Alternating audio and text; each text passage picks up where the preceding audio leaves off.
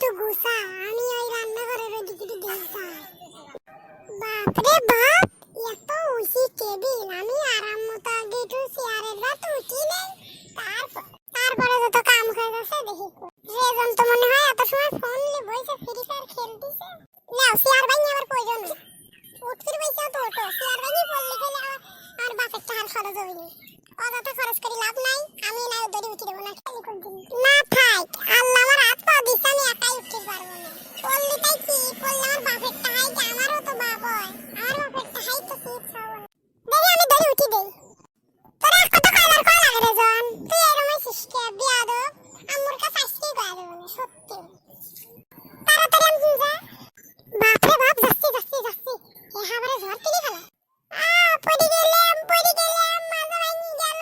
রেজনের কথাই সত্যি হইলো, মাজা আমার ভাঙি গেল।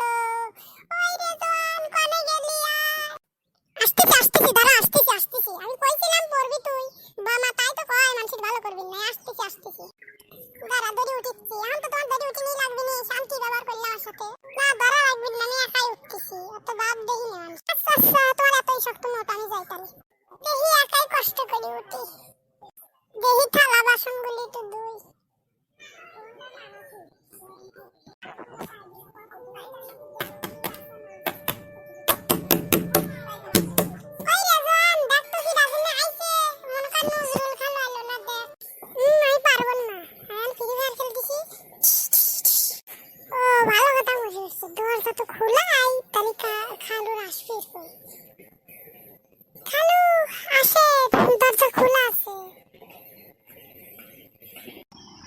আমি ভালো আছিস?